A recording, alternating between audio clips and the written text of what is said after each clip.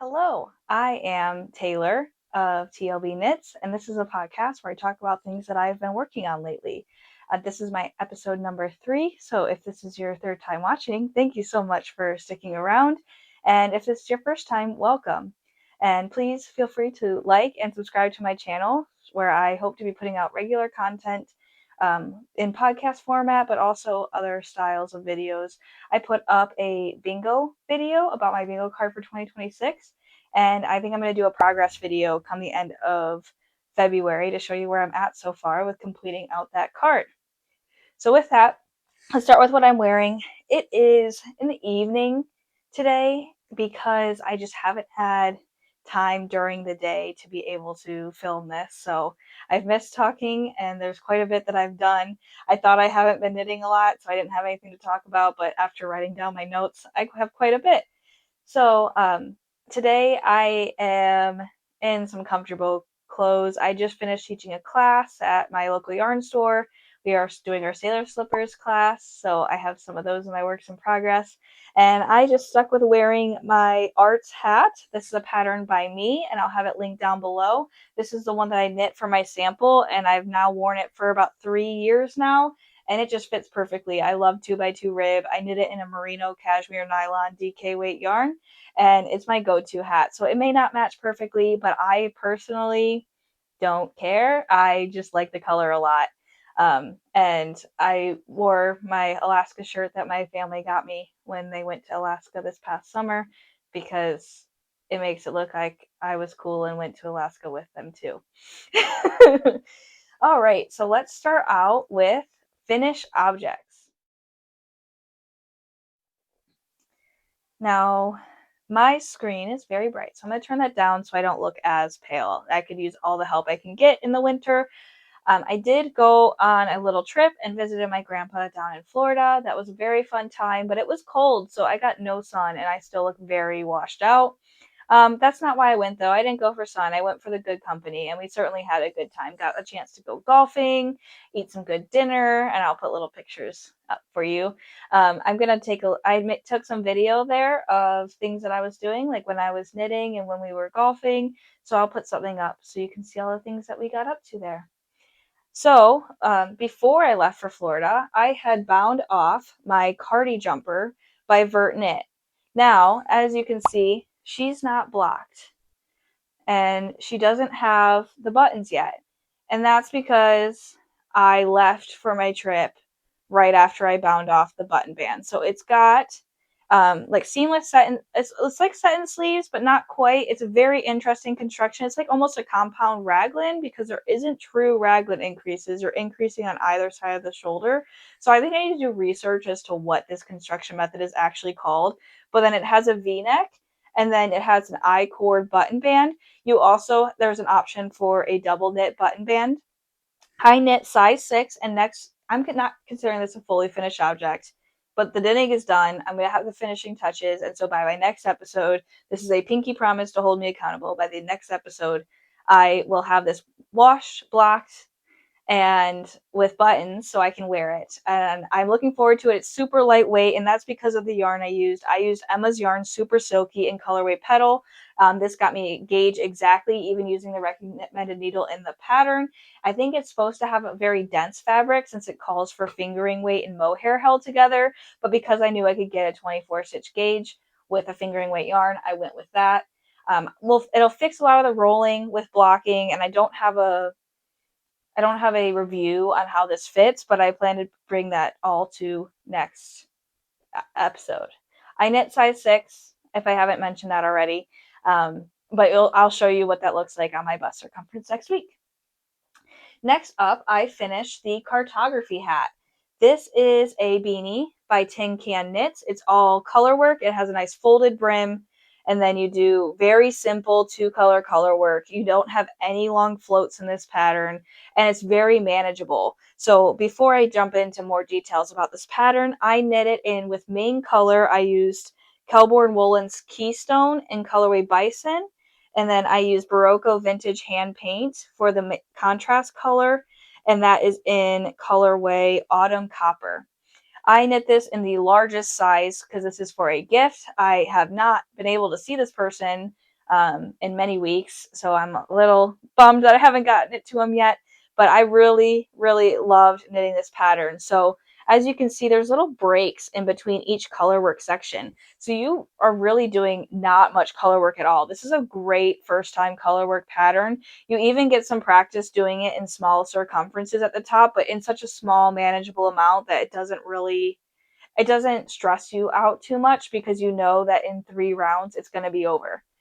Um, and that's the case for all of these. I think the longest section was 5 rounds, but it was repetitive. You're doing the same stitch pattern over and over again. It was this little diagonal here. So I cannot recommend this pattern enough. I actually think that we're going to do a beginner colorwork class using this pattern because Tin Can Knits has allowed us to use their patterns for our classes, and they're always so clear. They are graded from newborn all the way up to adult, and I'm hoping to maybe make it a newborn size to match this one for this family. So that is the cartography hat. Next up, I do not have it with me because it was a gift. I had a baby shower a few weeks ago, or 2 weeks ago, and she's having a baby girl, and so I knit Entreshot by, I can't pronounce this. I'm gonna put it up on the screen, and I took pictures of the little. It's a little shrug that's for a little baby girl, and also for toddlers, and it could be for anybody, but it's got this really pretty dainty lace pattern, and I added a little butterfly button onto it just to make it extra special. Now, I would not usually use buttons on baby knits. However, this is a very responsible person who understands buttons and garment wear and things like that. So she knows what to do, and I wouldn't normally do that for people, but this time I made an exception. You could always put a snap on it. That's perfectly fine. But the butterfly, I couldn't resist, and I can't wait to see her in it.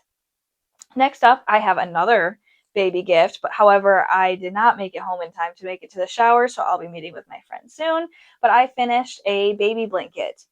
This is a crocheted linen stitch. So yeah, I do crochet. I started as a crocheter.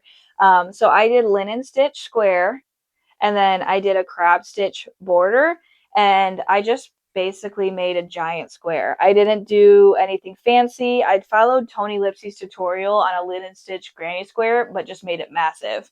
So I use Kelbourne, or not Kelbourne woolens. I use Malabrigo Rios because that's machine washable. And I know that the gray is colorway Siri, but I'll be honest, if I would be lying if I told you that I knew the colorway of the second one. I know it's Rios, but I don't know the colorway. So I'm going to make sure I put that down below in the description box. So that way, if you wanted to make something just like this, you know the color. So this one's going to be for a baby boy, and I think this matches their nursery very well. It's a good size, but it's definitely, like, it was comfortable on my lap when I was knitting it. But as you can see, it's not so large that a baby's going to get completely lost in it, and that's the goal. So I have learned that baby blankets are supposed to be small. I'm used to knitting adult size Afghans, but here we are with this one. And that was a lot of fun to crochet. You know, the hang up on that one was me finishing the crab stitch border. I probably had one edge left, and I just stopped because I knew I had months and months until the baby shower, and then I had a week until the baby shower, and I said, time to finish it. Um, so that is my baby blanket. I didn't use a pattern, but Tony Lipsy, or TL Yarn Crafts, is the queen of crochet, has a tutorial on basically anything you ever want to do right here on YouTube. So I recommend you check her out. I have 2 more FOs, if you can believe it. And everything except for the cardigan had all the finishing touches done. So next, which I just finished this today, is the basic beanie by Tin Can Knits.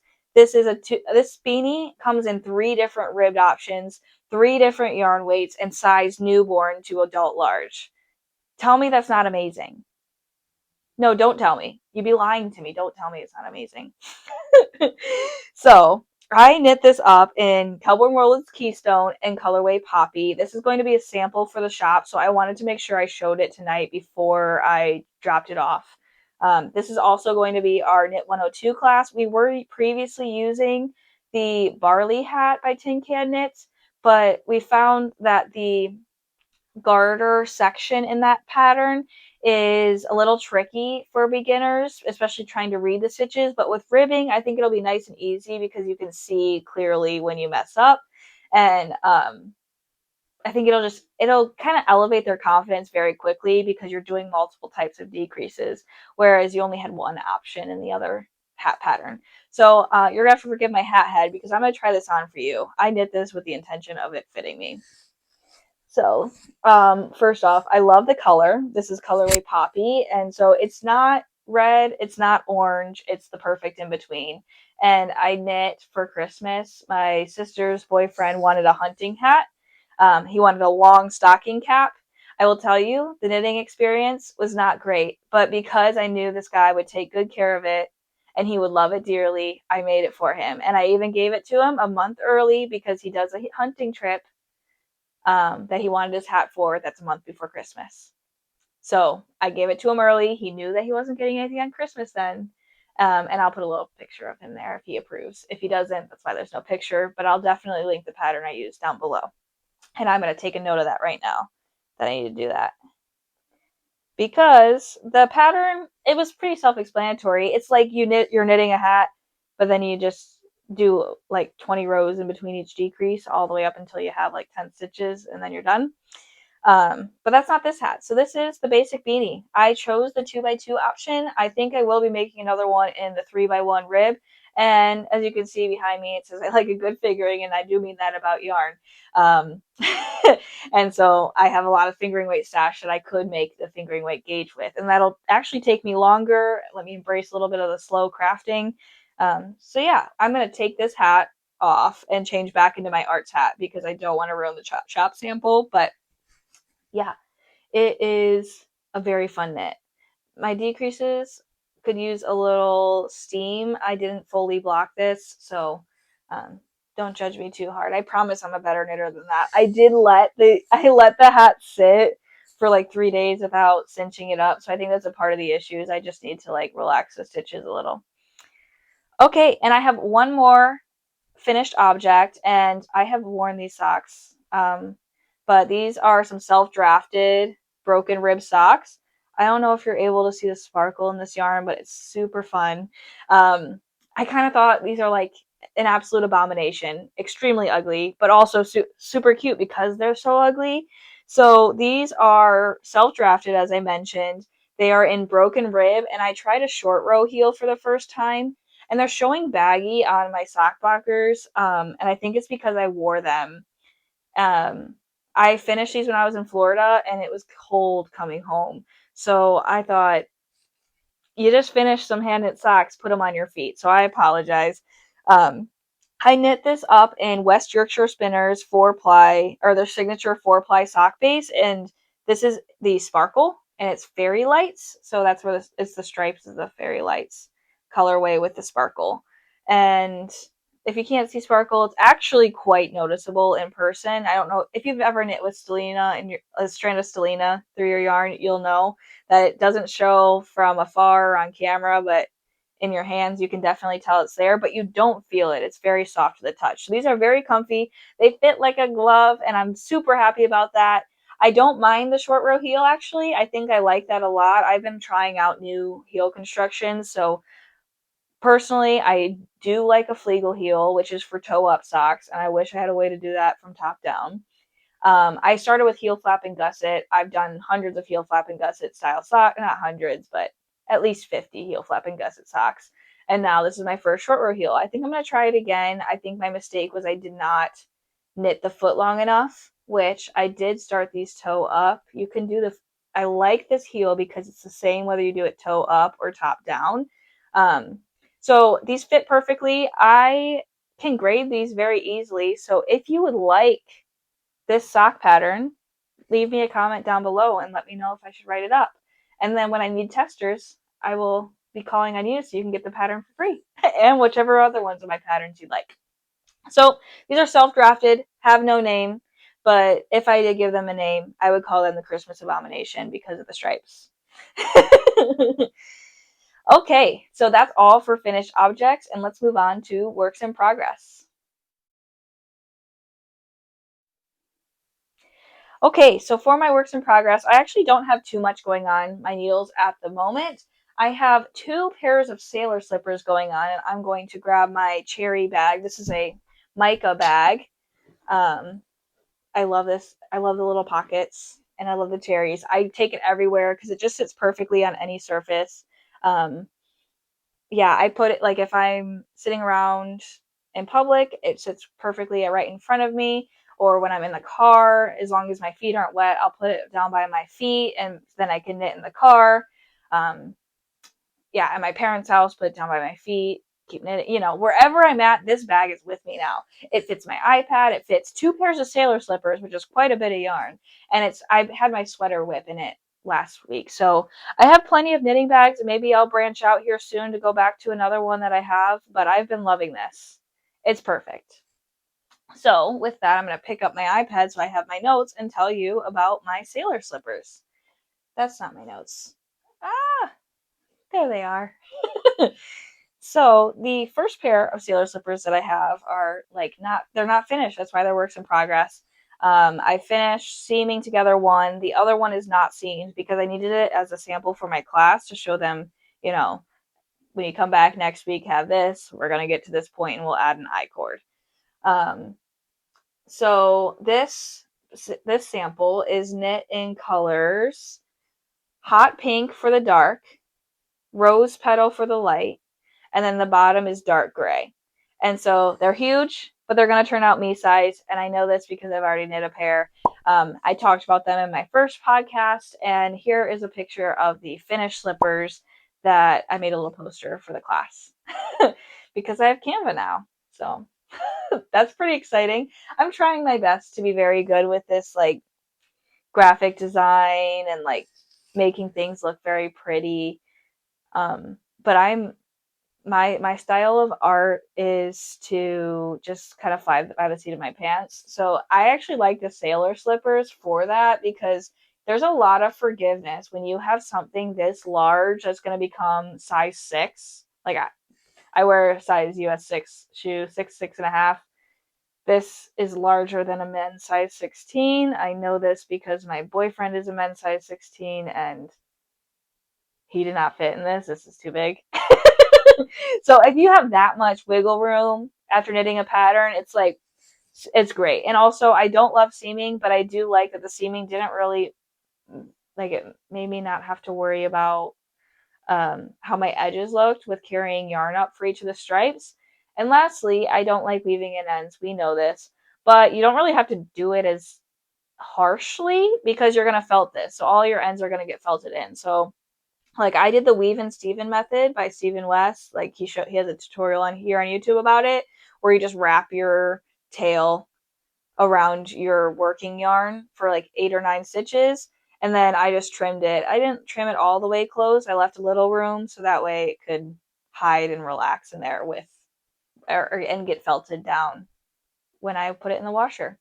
So yeah, those are my first pair of slippers, and then tonight I have just started these today. So you're getting you're the if you're the first person viewing this, then you're the sixth person to see this. And so I am knitting these ones in color. Oh, I have to look at my notes. I can't remember all this. So color magenta and lemonade, and the bottom will be in medium gray. I'm not sold on my bottom color choice yet. We'll see. Somebody in my class is doing all fun colors for the entire slipper, and I really like that idea. I just don't know. I have the box of drop snow that I purchased that I talked about in my last video, and I'm working my way through it. And I'm nervous I'm going to work my way through it so fast that I'll run out of fun colors. So I kind of just want to stick to neutral bottoms of slippers because they don't show too much once you finish them. But I've only gotten about this far. I've got quite a bit to go, but they'll be done in no time. These knit up super quick. Get ready, family, because you're getting it for Christmas. And I just realized that these were going to be a Christmas gift, but I started knitting them in my size. I think that there's enough flexibility that I can get it in somebody else's size, though. So those are my two sailor slippers. I have one other work in progress, and that is a sample for a design. This work in progress is going to take me a little while, and I thought I would still show you all. So I'm going to start with what is this design. It is a vest. It's all over mosaic and garter stitch. And I'm calling it the Lover's Lane vest. She's had this name for 2 years or a year and a half or so when I knit up this first sample, and it's gotten a lot of wear. It could use a good steam or a good wash. Um, but yeah, you knit. It's drop shoulder, so it hangs off nicely. It's not tight under the underarms. It's meant to have a couple inches of ease, and it's perfect for layering. It's also great in the summer. So this is my sample. I knit this out of the I know the contrast color is Spin Cycle dyed in the wool, and the main color or the white is from North Bay Fiber Company. I can't remember which base exactly. I should have taken better notes before showing you this, but it's been 2 years. So can I have your forgiveness for not remembering? Thank you. Thank you. I appreciate that very much. So this is the Lover's Lane vest, and it's because it's been 2 years since I did a sample. I knew that I needed to do it again, and I redid a lot of the blocking, or not the blocking, of the grading. I tried my hardest, but I told you all I have a grader now, so I've been working with her, and this is going to be great. But I'm waiting to hear back from her about some we are discussing some neckline shaping questions. So I'm kind of at a pause, but I'll still show you what I've got. So I am knitting this out of Madeline Tosh, while I untangle, Madeline Tosh Wool Cycle Sport. And the yarn is quite lovely. I mean, I don't know a yarn by Madeline Tosh that isn't fabulous, but here it is. I have finished the back panel and I've started a shoulder. I'm putting together a little video about like designing this vest and what goes into it. So when it's all done, I'll tell you more details about that. But here is the vest. I've got a lot of it on stitch holders because I needed my size 5 needles that these are knit on. This is knit on for that basic beanie I showed earlier. But yeah, finished the back panel. Everything worked out great. Started the neckline and was like, something's not quite right here. So I'm happy that I have somebody who knows far more than I do about grading. I'm very mathematically inclined for the most part. I studied math in college. I love it, but it's been a while, and I think I can still do basic algebra. But really, grading knitting patterns will make you question if you know how to do math or not. So this is a Lover's Lane vest. I'm hoping to release it soon. Soon as in within this calendar year. And so when I need testers, I will definitely be saying something here and also on my Instagram. So you can find me under TLB Knits there, and I will be putting out a call for testers there as well as my podcast if I need more people.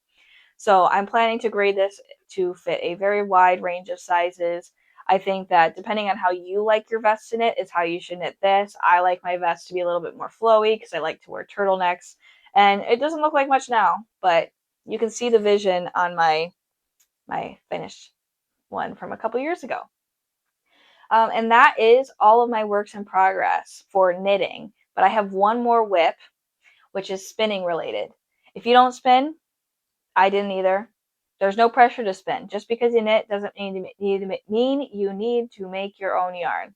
However, I got roped in. One day I'm at a local yarn store, not in my hometown. I was in Columbus, 614 Knit Studio, and they had the electric eel wheel Nano. It's this little guy, 2 ounce bobbins, and I was sold. I said $125 for a spinning wheel is unheard of. I will take it, thank you. And so I walked away with that and some fiber, and I started to spin on it and quickly got annoyed with how small the bobbins were because I wanted to spin large quantities of yarn because I like to knit big projects. So then fast forward a year and a half, and Electric Eel Wheel came out with their 4.0, I think it is, and that has 4 ounce bobbins or 4 or 8 ounce bobbins. They're massive. They're large. And do I have one? No, that's yarn. So I purchased it because again, I think it was like $450 for a spinning wheel, which if you look up spinning wheels, you're not going to get them for very cheap. Like I was like, I can never spin because it's too expensive, but I am like, I can save $400 and I can get this wheel. So I saved $400 and I bought the wheel, and it's been a worthwhile investment. Now I go through waves. Similar to crochet, me and spinning, we have seasons. But I when I go through that season, boy, am I glad to have the wheel. So I'm gonna reach behind me really quick so I can show you some of my other projects. I'm going on a long spinning tangent. Um, Give me like 10 minutes, or I'll put up here how long you need. If you don't want to hear more about spinning, you can skip ahead. But I have some drop spindle projects, and I have some regular wheel projects. And I'll just grab it all. So you want to see my first spinning project? So this is all the yarn I've spun. So this is my first one. Isn't she so cute? It's just this little mini skein because I was on the Nano and I was like, this is so annoying. All the green, that's not my hand spun yarn. That's what I used to tie the skein together, but it's really soft. I did terribly, but who cares? It's thick and thin and it's beautiful and she's mine and all made by me. So then I got a drop spindle and I made this 3-ply yarn, and I'm so proud of it. Like, it's not super chunky. I don't know the weight, and I haven't knit with it, but I love it so much. So I got just one skein of this because I only had one braid. Then I had two braids of some Supernova dye works. They dyed it. I don't know. I don't know that I didn't save any of the color information or any of the fiber information because I was a rookie. I'm not a rookie anymore. So I was like, I'm doing another 3-ply. If that spindle spin was so good at a 3-ply, I need another one. So I did, but it ended up bulky, and I don't really knit with bulky, but I'm gonna figure out what to do. So I spun this in a fractal spin, or tried to do a fractal, where it's going to turn out like Spin Cycle, where it color shifts. So I don't think this is quite as thick as their plumpy base, but it might be. I'm thinking that like some mitts or like contrast color and a chunky cowl would be perfect. So I'm just holding out for the perfect situation for this one. And then lastly, before this spinning project, I got back on I finished that one and immediately made another one. Actually, I did another fractal spin. I don't have pictures. I don't even have it. I gave it away in a yarn swap last Christmas, which, to give away hand spun in a yarn swap, I feel like is crazy. But I did it because I love my friends and I just knew that one of them would like that more than I did. And I'm very fortunate that my good friend who also spins got it because she knew just how much love went into making that single skein of bulky yarn. So it turned out bulky. It was also a 3-ply, but it had sparkle, it had stellina through it. It was like rainbow. It was really fun, really cute. Um, and she's been finding good hand spun knitting project, so I'm hoping she finds something for that one so I can copy her for this one. Anyways, so then after that, I was like, enough, Taylor. You don't knit with bulky. You're going to do better. And so I did a 2-ply spin. This braid was very interesting. So it had like coral and teal. And from afar, it looks kind of like gray, brown. But from up close, you see all that dimension in here. Boom, I had 2 braids. I got a massive amount of this yarn. So much so I made this skein too big. And I think I can actually make something with this. This looks like probably close between like a DK and a worsted. I have not knit with it, but I think I did very well on this. It's fairly consistent. You can, if you want to look close enough and say, Taylor, that's not consistent, do what you want. I know it's not perfect. It was made with my hands. My knitting, it better be perfect. But my spinning, I am an intuitive spinner in which I just go with the flow. Oh, that seems like too thick. I'm just gonna let it go. I'm just gonna let it go. I don't take it out, try to make it thinner. I don't intend to be a master spinner. I just intend to make pretty yarn that makes a really fun looking project at the end. So I made this one, and when I bought the fiber, I know it's 100% merino wool, but when I bought the fiber, there was no color card. I had no what's the word for business card? The word for business card. I had no business card. I got it from a small fiber show in Northwest Ohio, the Black Swamp Spinners Guild have a fiber show every year. Is that coming up? It's usually in February. Ooh, no. I'm going to talk about this later. We can't. We can't. So that's my last spinning project before I put my wheel away for a little while. And put my wheel away as in just let it sit. I take down my tension band and my drive band because I don't want those to get stretched out and all that. But I recently picked my wheel back up and I'm looking next to me. So please forgive me. I need to grab my tag because I do have a tag for this one. So I have 3 braids of Supernova Dye Works. I really like their stuff. And this is their 100% Falkland wool braid. And it is in color Let Me Love You, which, let me show you the braid first.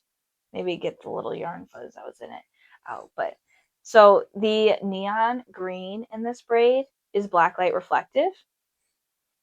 I don't know when I'm gonna wear 100% wool in a blacklight reflective place, but I just know I'm gonna be ready when I knit with this. So I had 3 braids. I was thinking a shawl or like I could even do a vest. I don't know. I haven't planned that far. If you have any good handspun project ideas that's like good to wear like regularly, let me know because I'm at a loss. I was hoping this would be enough for a sweater, but I know that I can't do that. So yeah, here's the braid or a part of a braid. I've separated it out to make sure I had even bobbins because nothing bothers me more than having leftover after plying because I just can't be bothered to wind it into a center pull ball and ply that way. But are you ready? Okay, here she is. 2-ply spin. I'm so proud of it. It's probably one of my better ones, most consistent. I could do better with the twist. I can't here. Like I could do better with the twist on my plies, but honestly, I didn't wash or thwack this yet. And it's a big boy. So I've got one skein, and I know again this is not conventional spinning. You're supposed to spin all your single and then ply it, and then wind it all into skeins and then wash it all and all that. No, I wanted to know what this. I needed the motivation to know what this was going to look like. So I spun my first 2 bobbins of singles and plied them together, and then I weighed out the rest of my fiber and I split it in half so I can do 2 more bobbins and ply those together. And so we're gonna have like 300 grams of yarn. That's nothing small. And I would estimate this is DK to sports DK ish. But look, it even matches my nails. You know, I didn't know why I got my nails this color when I was at my appointment. I just liked the color. But now I know why. It's so I can work on my spinning project. So it's a work in progress that I've actually picked up this week and I'm so excited. It's so squishy. Here, squish, squish, squish, squish. Okay. So let's talk about some future plans because I have no acquisitions.